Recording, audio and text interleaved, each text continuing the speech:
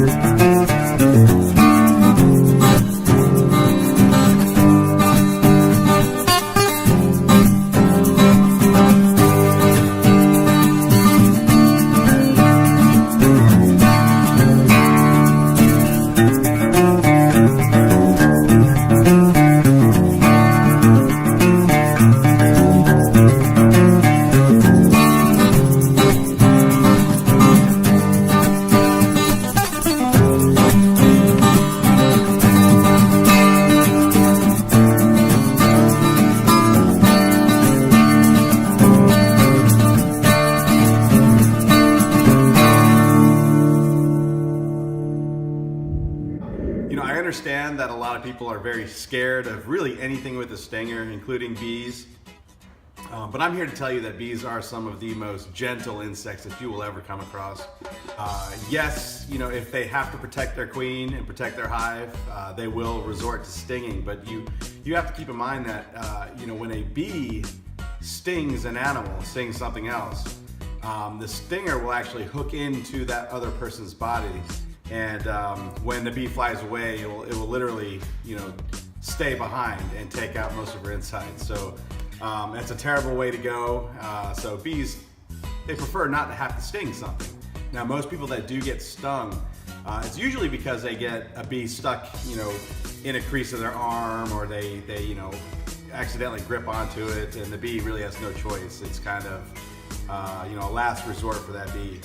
I've had my hive, again, for 4 years, and have never been stung once. I did mention that my bees were really strong. They were producing lots of honey.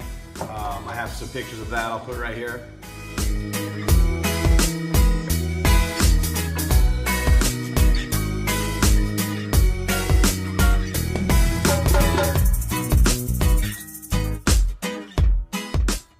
But they up and decided to leave.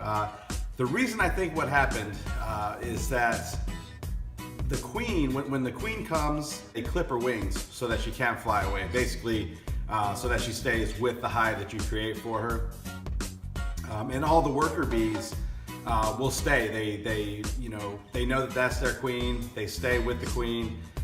So as long as she can't fly away, the hive will stay right where it's at. And that's one of the ways that beekeepers keep a really good hive, or get it going and get it going good and strong.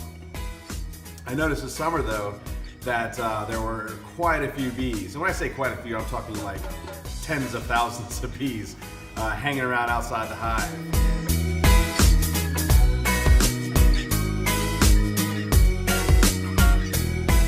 I got a little worried that they were getting ready to split.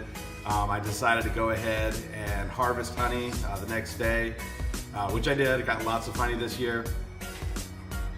But I have a feeling that when the bees realize that the queen is on her way out, they will actually make a new queen. I think a new queen was on the way, and she has wings, and so she decided to take off and find a new home, took half the bees with her, and then my queen died. If the queen is gone and there is predators on the way, then the rest of the bees will split too. So I think that's what happened this year. But again, that gives me a great opportunity to start over and take you guys along with me as I start over. So let me begin by showing you some of the equipment. First of all, one thing that I think every single beekeeper should have, and most probably do have, even some of the most experienced beekeepers, have probably all started off with a book just like this, Beekeeping for Dummies. Dummy included right here. So this book right here, I mean, really does a good job of taking you through the entire process of start to finish. And you know, nobody should just go into something like this blindfolded. Another piece of equipment that I think all bee farmers should have, a hat with a veil. You know, they obviously sell whole entire bee suits. You know, if you need to make sure that you don't get stung, gloves, the whole 9 yards.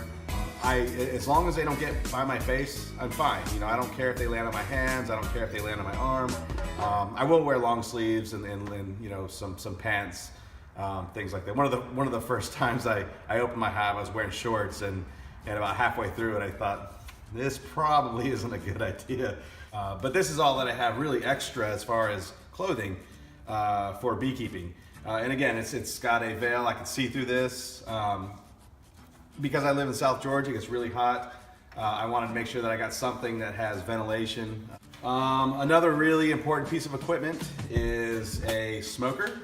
When bees sense smoke, or when you open the hive and you blow some smoke on them, they automatically assume forest fire, and they quickly go into defend the queen mode, or not necessarily defend the queen mode, but defend the hive. They go deep down into the hive, into the core of the hive, so that if a fire did sweep over the actual beehive itself, you know, the bees would take the brunt of it, and the queen could possibly survive. So, you know, very loyal, very loyal. So anyways, you blow some smoke on them, and they instantly go into this mode where they go deep into the hive, and they start to gouge or gorge as much honey as they can, in case they have to leave, in case their hive is ruined and they have to go somewhere else. So you're kind of tricking them, and it's kind of a neat thing to do. So anyways, you take this. I like to fill it with like grass and you know, natural things. I don't like to use a lot of like pocket lint and stuff because there might be chemicals, but grass. I've used wood chips. I'll buy like hickory chips that you would use for smoking and barbecuing. I'd load those in there. And because I don't like to spend a lot of time out there in the heat with bees flying all around me, I started using a little torch. If this is a self-power torch, I click the button there, flames come out, I get the fire started, and my smoker's ready to go. So very, very quick. A couple other pieces of equipment that I have, and these I did buy from a bee company. However, you don't have to. These are things that you can buy you know, at any hardware store. One of them is the bee tool, and really it's just a crowbar. It does have a flat edge so that you can get into the hive, you know, get in there and pry apart some of the frames. I'll show you what a frame is. Once the bees start creating comb and creating honey, they really start to seal any little gap with wax, and it can be very difficult to get the hive open. So having something to pry the top off and to pry the different frames apart is really important. So whether it be an actual bee tool like this or just a small crowbar, as long as it works, I don't see any reason why this wouldn't work. This is another important piece of equipment to have. It's just a brush. It's a very soft bristled brush. Because once you get it open, you want to get to those frames, you blow the smoke on them. You know, as many of them as possible will go down into the hive, and then you just kind of brush off the rest of them, and very lightly. You know, you don't want to bang them, you don't want to hurt them, but they, you know, very, very gently brush them away so that you don't have to bring them inside or anything like that. Again, I bought this from a bee company, but you can find anything like this, any kind of brush. I have a brush in my truck that I use to sweep out the floor. Very soft bristle, just like this. I see no reason why that wouldn't work.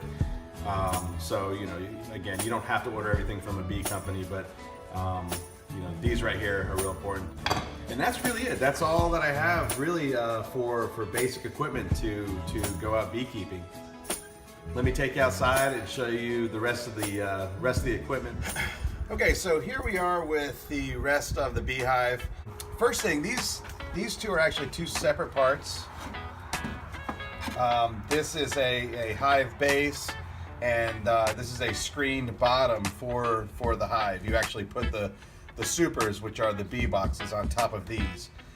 Having a screen is pretty important here in South Georgia. It gets really hot.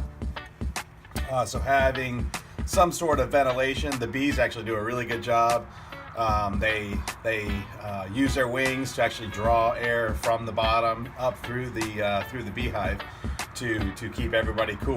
They do an amazing job of doing that. So there's days where I can't believe that they can actually cool the beehive the way that they do.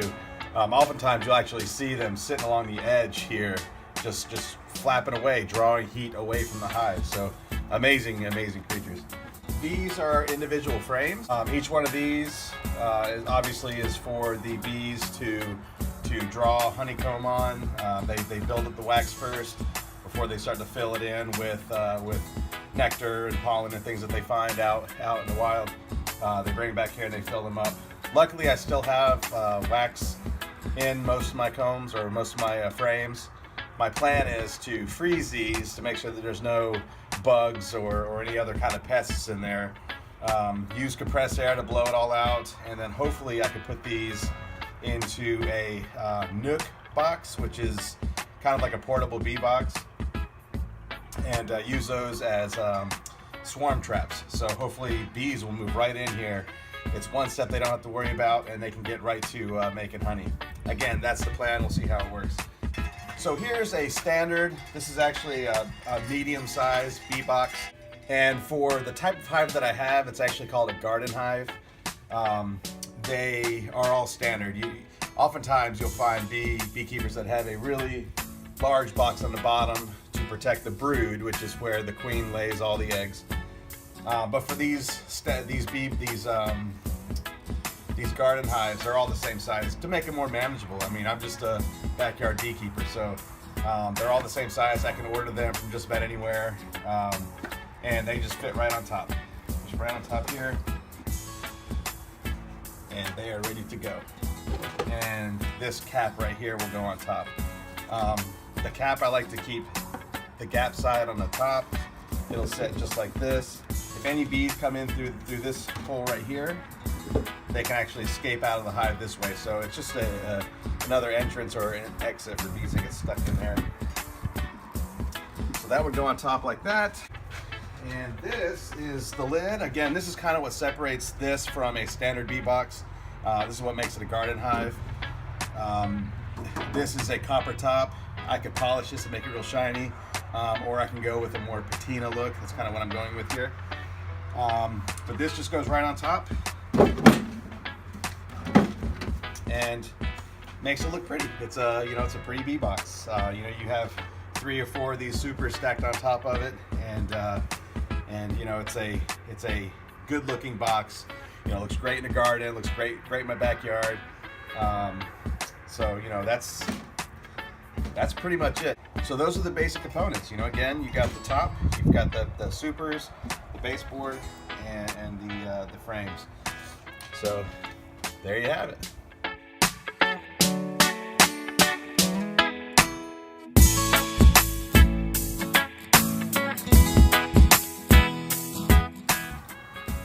There you go. Any gaps that are in here, the bees will seal up with wax, and it's good. I mean, I haven't had any problems with them until they all decided to take off. So, but again, that gives me an opportunity to start over and show you guys the whole process, and hopefully talk a few of you into being backyard beekeepers as well. Again, any questions, you can leave them in the comments below. Feel free to send me an email, dabblers.den @gmail.com. We've got a Facebook page, Twitter, all that kind of stuff. So there you go, backyard beekeeping. Thank you for watching this snapshot of one of my life's many adventures.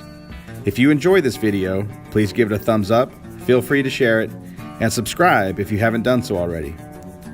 This channel is a work in progress, so I would appreciate constructive feedback and suggestions in the comments below.